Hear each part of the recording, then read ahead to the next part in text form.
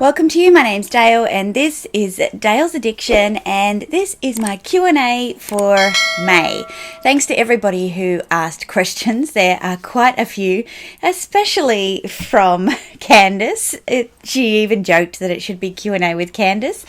But great questions, Candice. So thank you everybody for your questions. And we will get stuck right in now.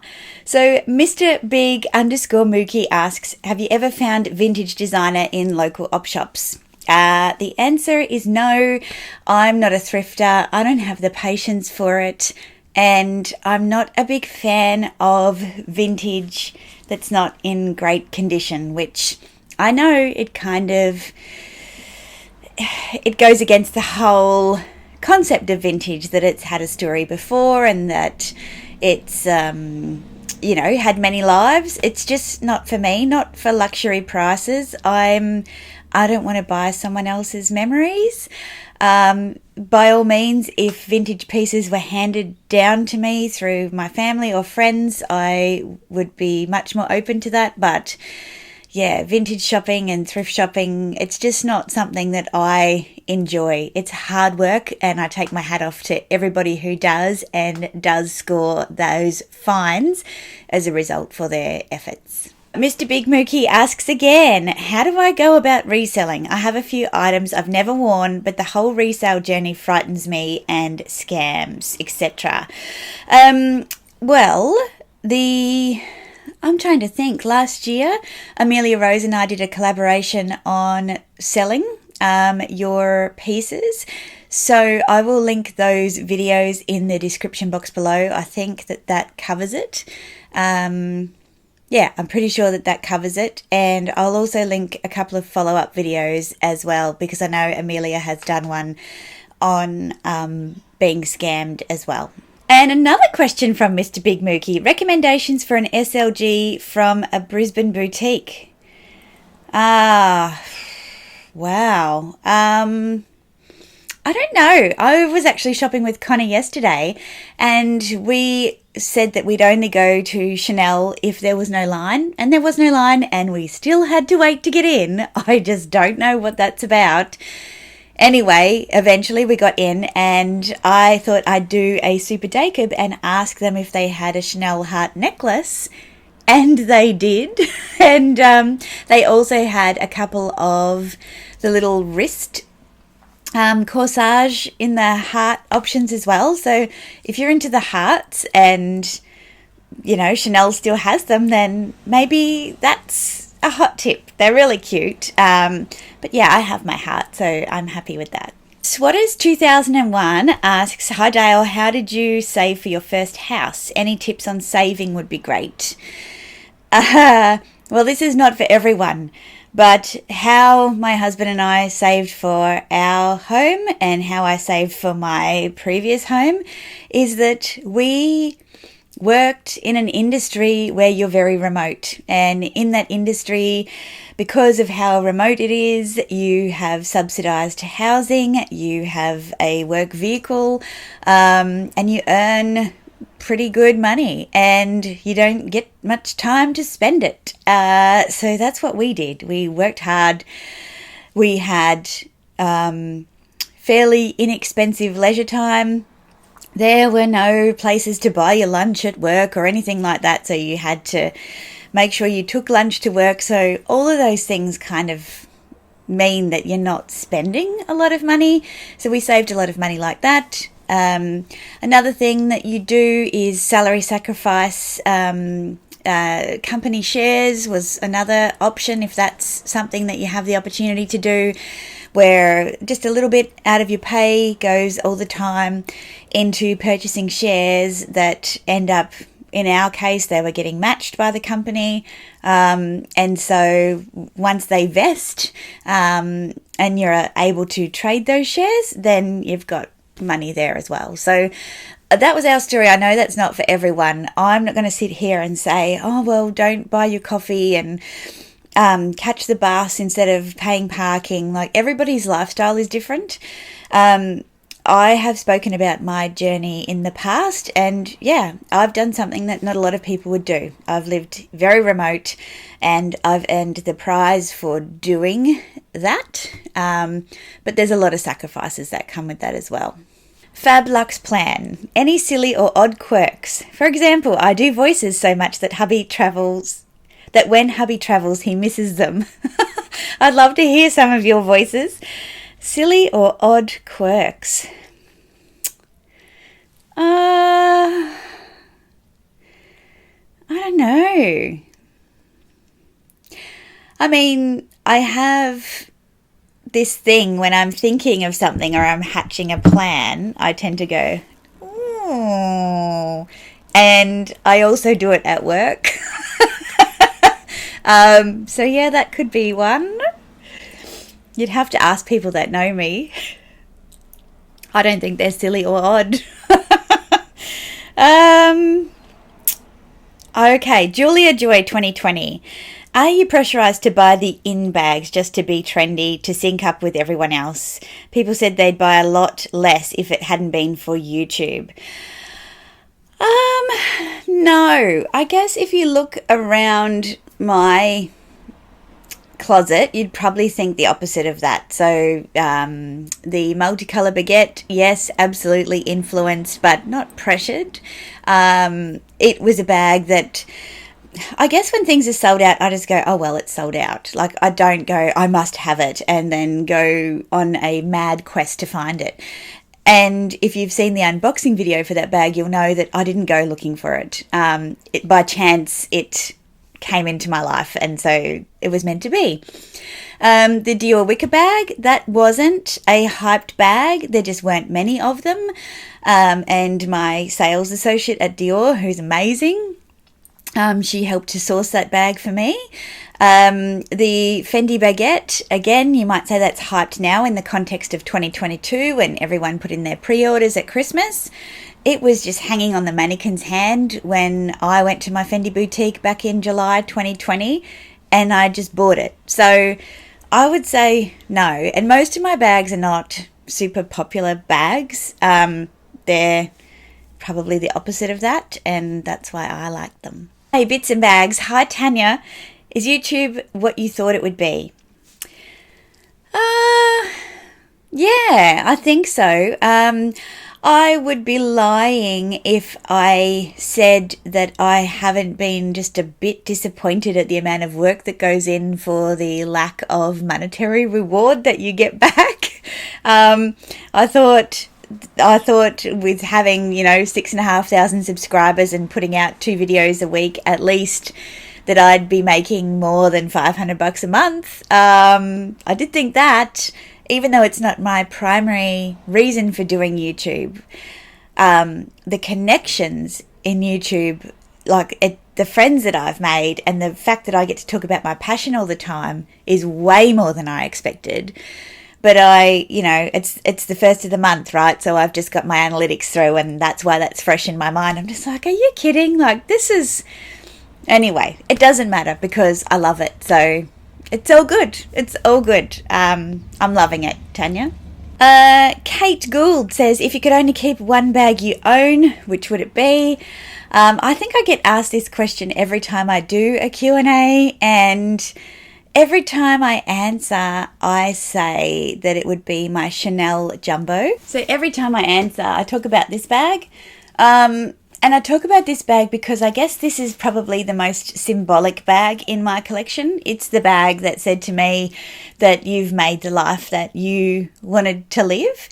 And I know that sounds very materialistic, but for someone that came from my circumstances when I grew up, something like this I would never, ever, ever, ever have dreamed of. I love that it has that symbology in my collection of bags. I think it's absurd how much it costs retail. I am glad that I have it. I don't see it going anywhere, but there's certainly a whole bunch of other bags here that I would never leave either. But this one, I think for me personally is, it's quite symbolic. Okay, Karen asks, do you find it hard to select your bag of the day with the extensive collection you have? No, not really. Like, I used to pick the bag and then pick the outfit. In some cases I still do. I go, I really want to wear that bag today. But I actually enjoy the challenge of putting an outfit together and then picking a bag. And it's quite funny for me. I go through the whole process of putting something together and I'm like, no. And then I always get back to the same rule, which is something needs to look out of place.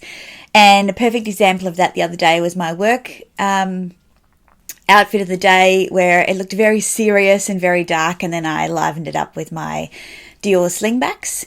I do the same thing with bags. So work's a little bit harder because there's only 3 bags that I can really choose from for work. But when it's a casual outfit, I actually think putting up an Instagram outfit of the day is also a really good kind of way to make sure that you rotate your bags, because you get to see what you're wearing a lot and you can challenge yourself to pick up bags that you might not have thought of. So I don't find it hard as in torturous. I really enjoy the challenge. Liz asks, what's that watch you're wearing? The watch is the Cartier tank watch in the stainless steel. It's pretty much the classic Cartier watch. I bought it a couple of years ago because for my job I found I was using my phone to check the time, and that's a bit rude, and there's only so many ways that you can glance at your phone incognito.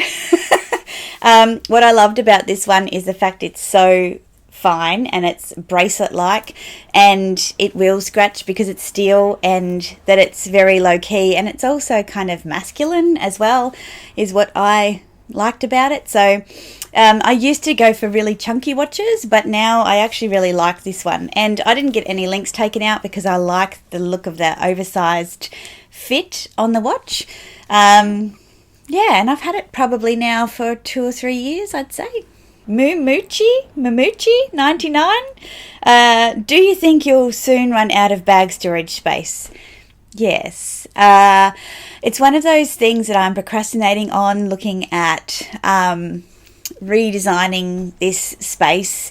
This is actually a spare room that we'd converted into a temporary walk-in robe, and yes, after watching Caitlin Pulowski's recent wardrobe makeover, my thoughts are that I need to put a lot more thought into it, and that maybe going with the IKEA pack system might not be ideal.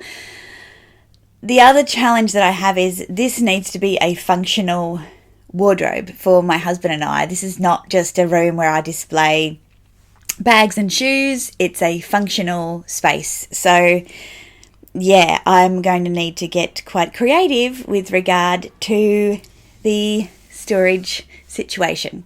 Renee and Tony asks, does hubby ever question you about how many bags and shoes you buy or tell you to stop?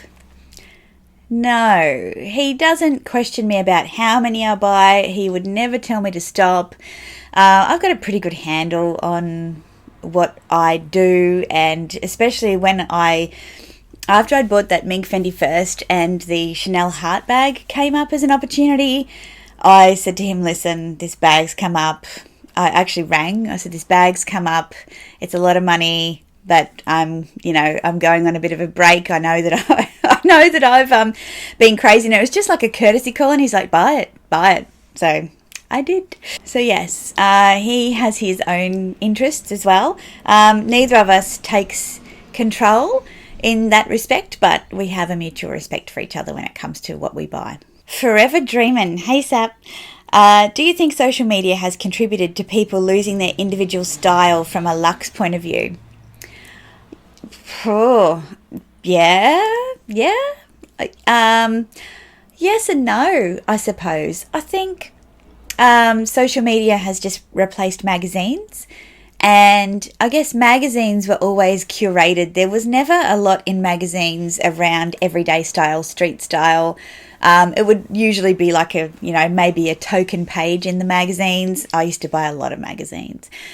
So I think social media actually helps people to find patterns in what they're drawn to. Well, for me anyway, I've found there are certain patterns and things that I'm drawn to, and that I pull those pieces, or I pull those elements out of outfits, and I can incorporate them into my own. One thing that I'm thinking of doing, and I'd love some input from you guys, is whenever I search for the average size figure person as a fashion blogger, I struggle to find anyone. I either find really slender stylists, like really slender, and I can't relate to how they style clothes. Even though they give you the tips, I want to see it. I want to see it on. Or I see really plus size people who I also can't relate to because I'm not buying the clothes that they're buying. And so I'm experimenting with what are the hashtags that I can search to find people for style inspiration, and should I be using some hashtags to kind of help create a bit of a community for the average Joe, as I call it. 408 California 408. Hi, Tanya. Next bag you'd pick, and it can't be a Fendi. And she's put a love heart there because that is a cheeky question to ask me. Goodness. This is so mean.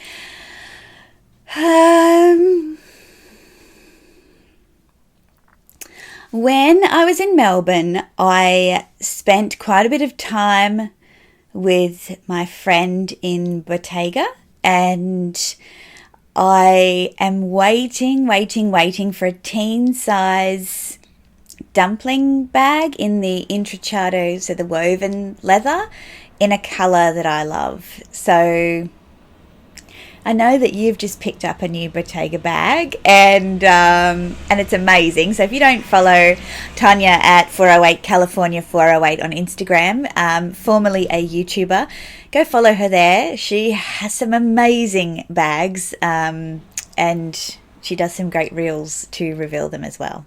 Okay, Sabna's back. Forever dreaming. What handbag in your collection you never imagined you would end up with in the last 12 months? Oh, I could name quite a few. The last 12 months have been very productive for me. But I think I'm going to, anything on that middle shelf there. That's how I would answer that question.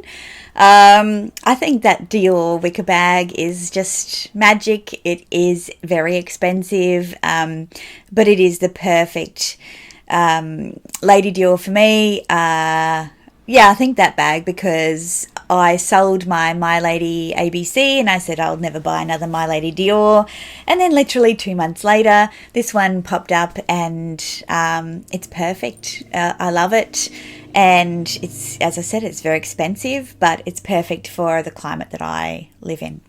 Another one from Forever Dreaming. Do you prefer travelling alone or with friends or a partner, and why? Well, I have done all of the above. I have to say, traveling with my husband now is probably my favourite, because it's weird. We both come from really different backgrounds, but we love to travel in the same way. So what happens is I usually do a heap of research, and he trusts me with, the research component of it.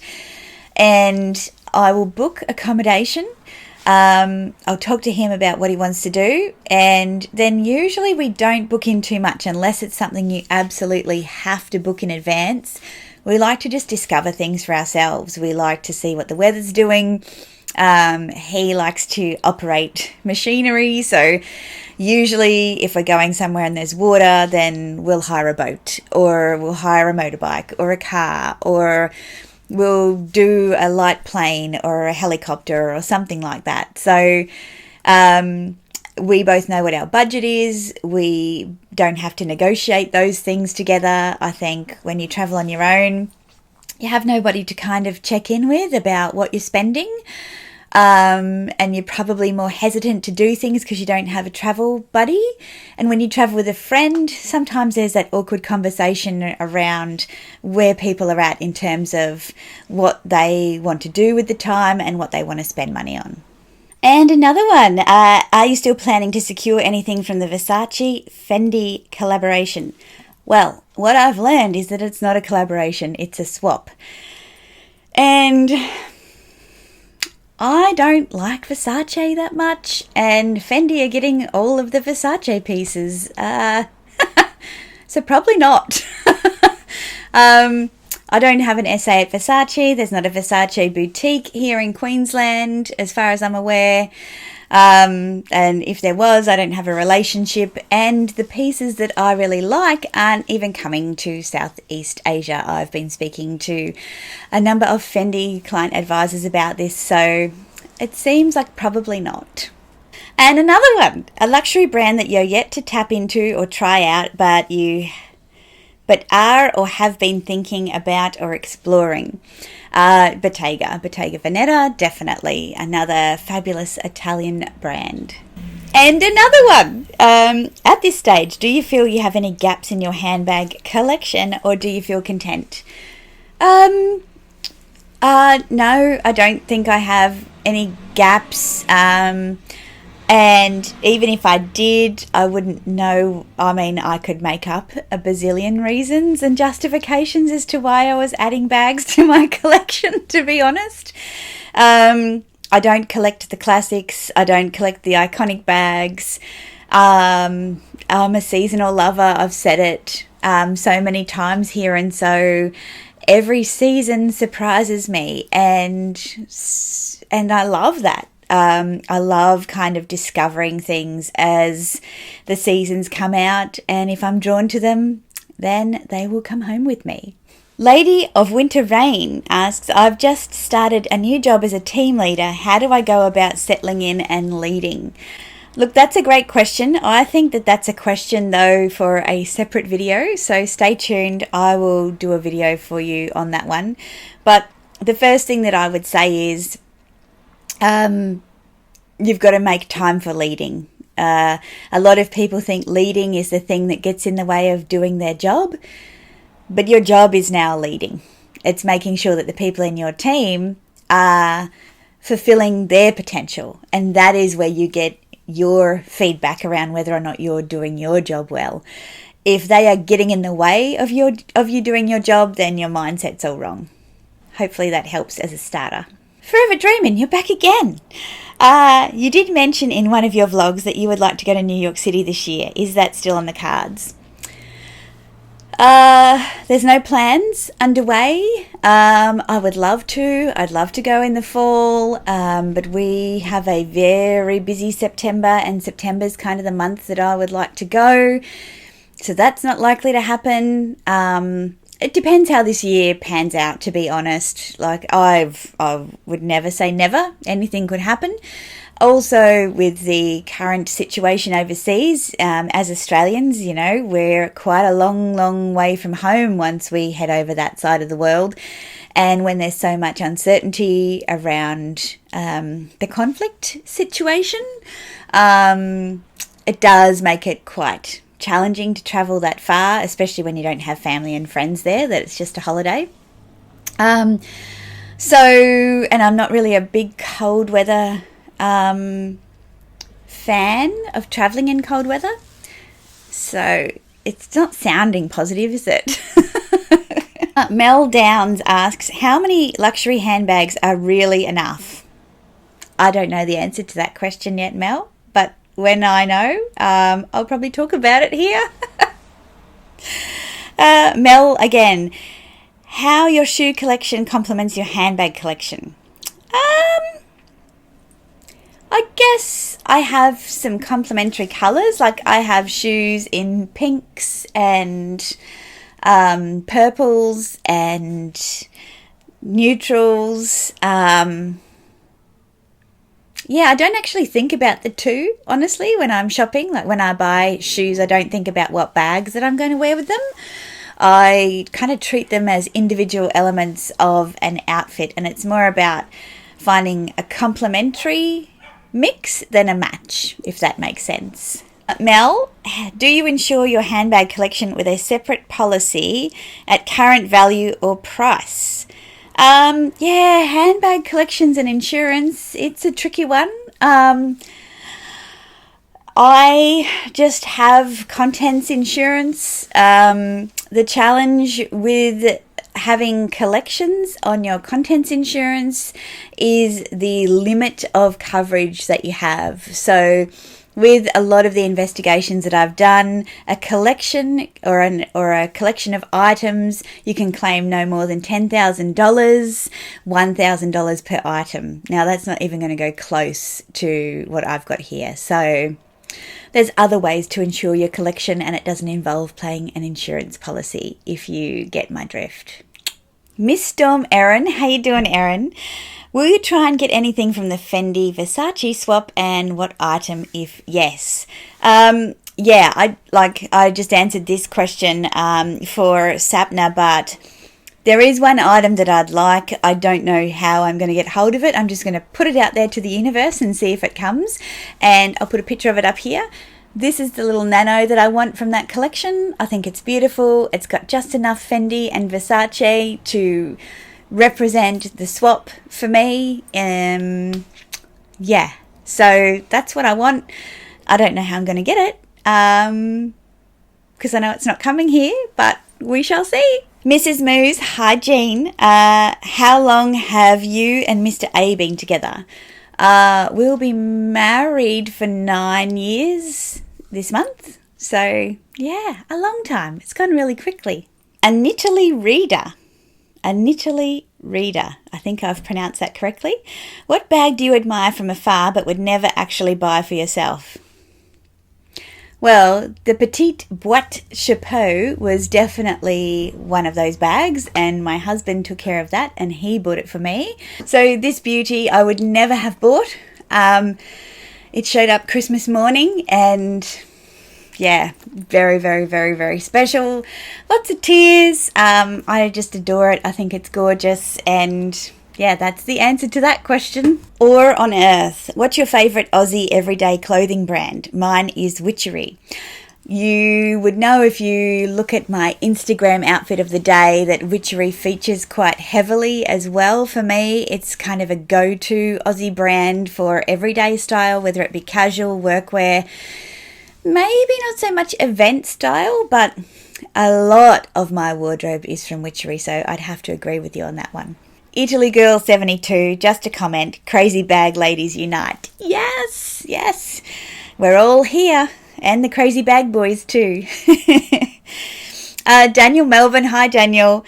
Do you enjoy grand and elegant restaurants, and what are your favourites? Daniel, I love anything grand and elegant, absolutely. The trick is trying to find a dining buddy that also enjoys that experience. So what I mean by that is there are people that I will eat with that love food, love the experience, and are happy to pay for that kind of food and experience. Not everyone will do that. So I'd have to say my favourites in terms of grand, Vue de Monde in Melbourne at the Rialto Tower is just an amazing experience. My bestie from school bought me a voucher, and I did the same for her, and we celebrated our 40th birthdays there together, and it was just sublime. Penfolds McGill Estate in South Australia do a 9-course degustation matched with premium wines from Penfold, including Grange. That's pretty up there too. Nicole Lacey, what do you do for work? Nicole, I've made a couple of videos about this one, so I might link those videos in the description box below. Jane loves LV. What do you want to get from Fendace, if anything? It's great to see everyone's interest in this one. Look, I'm going to put it out there again. This is what I want. I don't know how I'm going to get it though. Claire McGann says, just to say I love your channel on YouTube. Thank you, Claire. Claire McGann, what song do you put on whilst getting ready for a night on the town? look, there's a couple of songs that really, get you moving, but one of my favourite songs, I used to have a nickname, D-Lo, because I loved J-Lo, so early 2000s, and her song Play. I love that song. I would always request it from the DJ, always. Claire asks again, hiya, what's your best retort to family or friends who comment on spending thousands on a bag? It makes me really happy, thanks for noticing, because that's truly how I feel about my bags. Ash it looks. Hi Ash. How do you feel about being a VVIP that Fendi Rome watches your videos? Nice one, Ash. If you believe it enough, look, I'm not even close to being a VIP with Fendi. And, I'm never going to be the kind of person that can spend the money that would qualify me as a VIP.